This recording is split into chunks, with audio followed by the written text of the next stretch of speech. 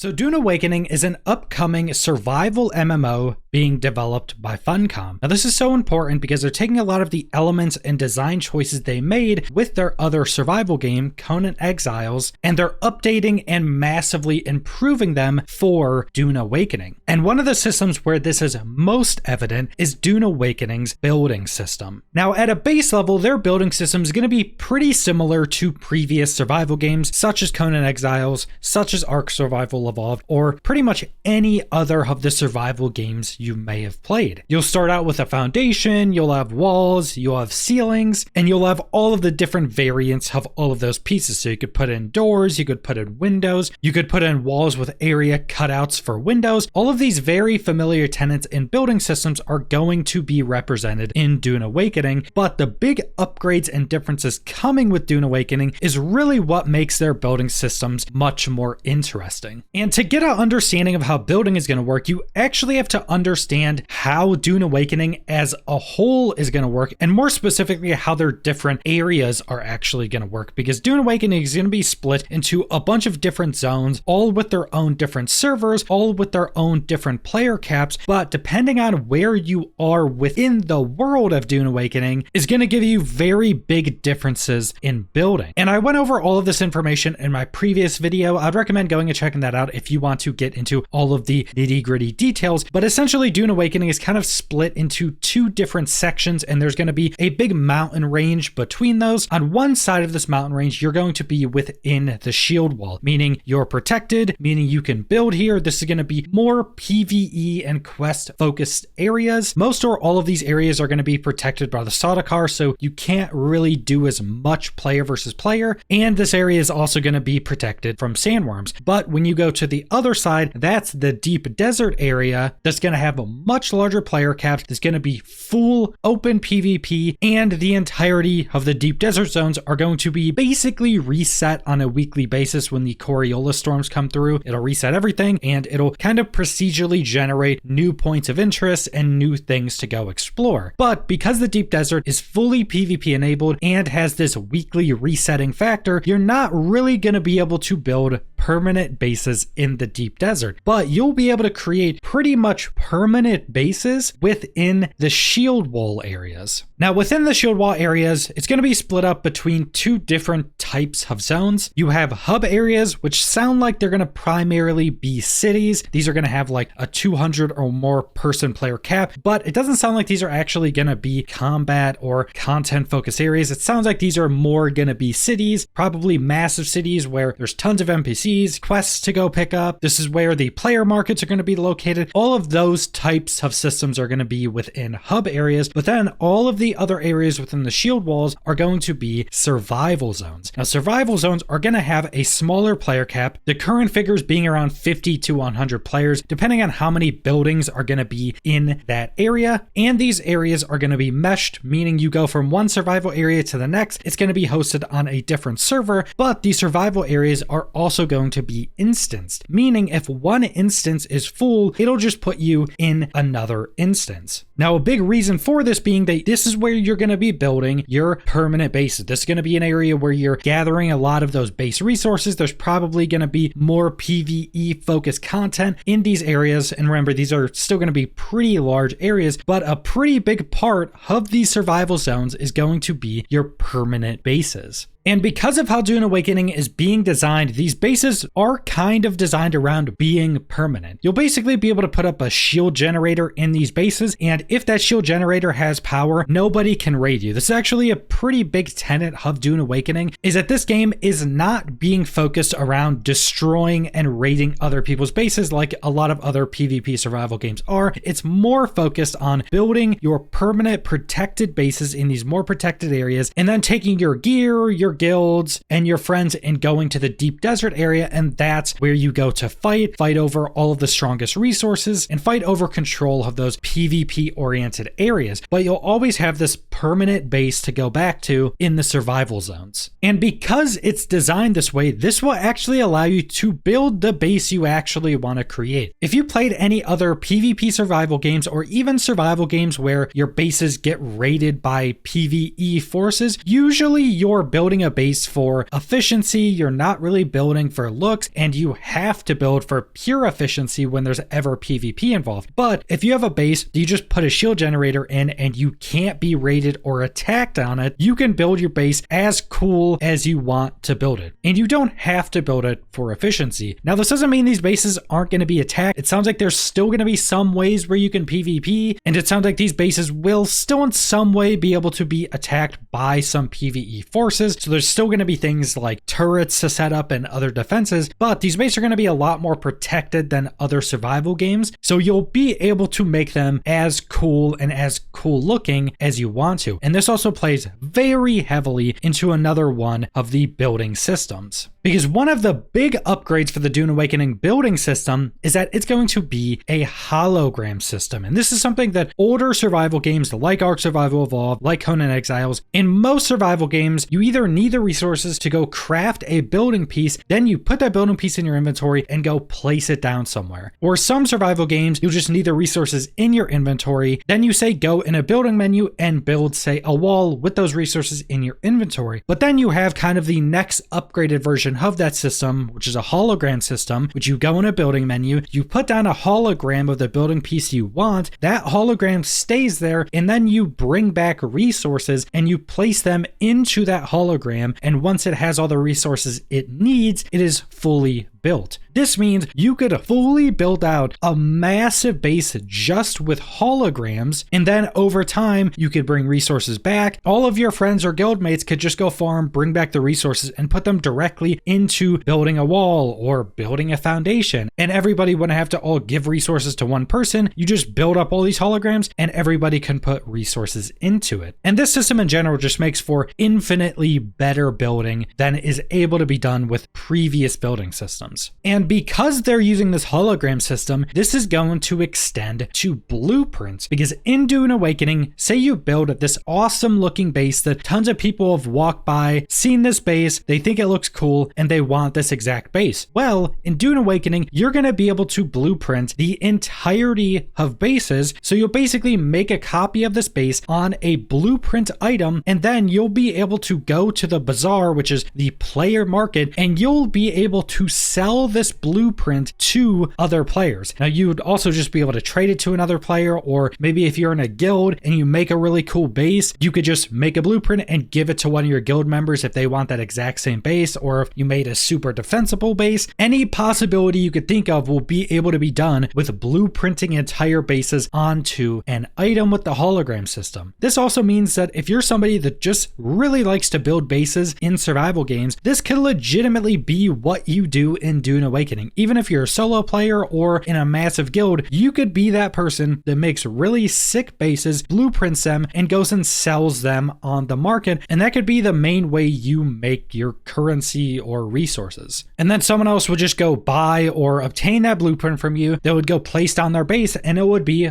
holograms. So after they placed on their base, then they could just over time go gather all the resources and put those resources directly into those holograms, and then it would build up those items. Again, this building system is just a big upgrade to most other survival game building systems, and it allows for so many different systems like the blueprinting system. And this could even get more interesting depending on how much you're allowed to build in the deep desert zones, because as we went over, the deep desert zones are kind of the end game PvP zones, but they're kind of reset on a weekly basis, and pretty much all the buildings you make there are going to be wiped away with that weekly storm. But if you're a guild trying to fight for highly contested resource areas or these lucrative spice blows, you may want some type of building to help you in your active PvP fights. So maybe you go back to the survival areas and make like little bunkers that you then blueprint, that then when you're fighting in the deep desert zone, you just place on this blueprint with your guild. Everybody has tons of resources, so you all instantly put in the resources to these holograms. Now you just fabricated like a small bunker you could fight out of in these deep desert zones at super contested areas areas that could give you the upper hand in these fights. Now that little bunker you created is going to be wiped away within a week, but building in survival games usually takes more basic resources, so it could very much be worth to make like a little bunker to give you a good chance of winning this area and getting much more lucrative resources. So I think that should give a decent understanding of the building system in Dune Awakening, but I also want to go over a screenshot that gives us some more information on some more of the specifics of actually building in the game. And this is an in-game screenshot of someone building. We also get to see the building UI. So this person is currently trying to place a door frame medium. You can see it would be a hologram. If they place this, they will then go put in resources to build this. It's showing you what the inner and outer face is on the building piece, which is something most survival games. You see it has a pretty familiar building UI. You have a section for structural, for walls, triangle walls, roofs, inclines, and then special. And then in each category, you're going to have your big option of different building pieces. So walls have a ton of different options. Then you also have a keybind to change set. Now I'm assuming change set is either going to be changing to like a higher tier of building pieces, or it's going to be changing the cosmetics, because Dune Awakening will most likely have cosmetics for building pieces, for armors, for weapons, for vehicles. Conan Exile also has a bunch of cosmetics where make your building pieces look completely different depending on what cosmetic set you want to use. So there's probably going to be quite a lot of that. But one of the very interesting quality of life elements is that there is a favorites section. So if you're, say, building a base, maybe you're primarily building a base with foundations, walls, and ceilings. So maybe you go favorite all of those certain pieces. That'll just be a massive quality of life addition to just building bases much more easily. Then we also get to see some of the resources. So it has required resources for this building piece as granite stone. And again, as it's a hologram system, you wouldn't need all of that on you. You would just place a hologram, then you would put the resources in it. We also have over at the right side, we have sections for building the item, repairing it, moving it, demolishing it, piece picker, which I don't actually know what that one is, but I am very interested on how extensive moving items is going to be. Is it just going to be for the holograms, or are you going to be able to move items after they're already placed? This is a system that's pretty hit or miss in a lot of survival games. Some you're able to pick up any item and move it any place you want. Some you have to destroy the item and get all resources back and then create a new one, and that's how you move it. Some you just have to demolish an item, get a small amount of resources back, so if you make any mistakes, you're kind of screwed. But with a hologram system, you're already kind of not screwed at the start anyway. And also this screenshot would presumably be from either alpha or beta tests, so having a UI that's this clean already is definitely a really good sign that the UI in the game, especially the building UI, is going to be very user-friendly, is going to have a lot of quality of life pre-built into it to just make building much more enjoyable and much more efficient. But that's the majority of information we have for base building in Dune Awakening. I'm really liking everything I'm seeing here. I've played dozens of other survival games, and their building systems and quality of life within those building systems is always hit or miss, but you can always feel when developers put a lot more time into thinking about quality of life and how players are going to go about building their bases and structures, because you always remember when a game has good building or when a game has bad building. But that's all I want to go over, so thank you.